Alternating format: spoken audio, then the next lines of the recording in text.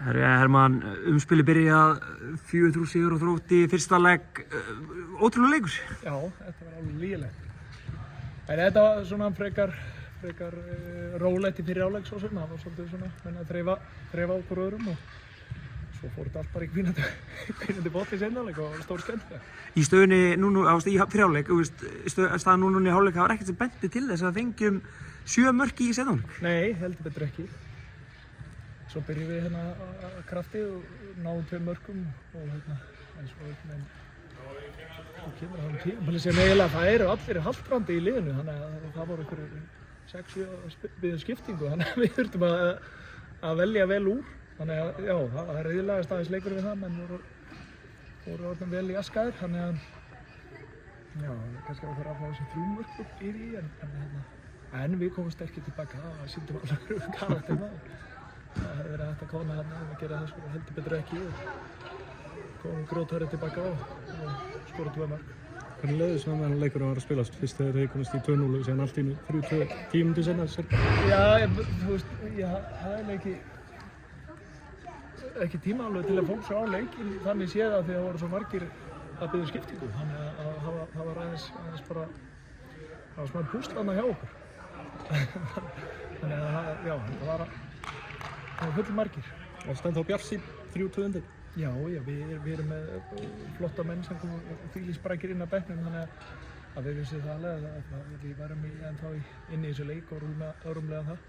Hversu ofalega er þetta yfir bara bestu leiki ársins? Þetta var bara ótrúlega skemmtilegt að taka þátt í svona leik. Þetta er allavega bættum upp fyrir hálfleikinn og fólk fekk eitthvað fyrir peninginn.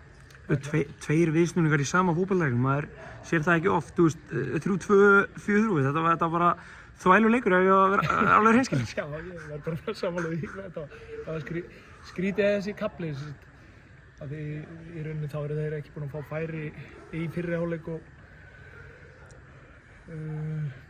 og hérna framan af, þá vorum við bara svona aðeins aggressífir, bara færðum aðeins til í svona hápressuna og það gekk vel, en eins og ég segi, svo var eitthvað dýrus í aska.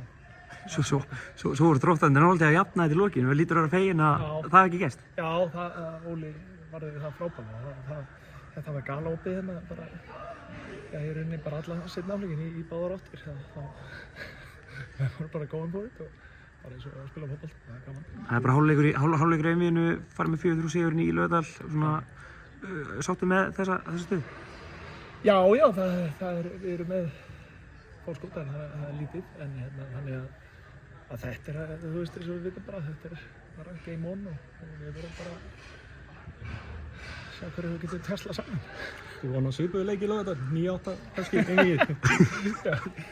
Já, þetta er skemmtilega svona, það er svolítið opið og menn eru að keyra svolítið á þetta nei, já, kannski ekki alveg svona svakalega opna leik en það fór púður í dag á báðum liðum svo sem þannig að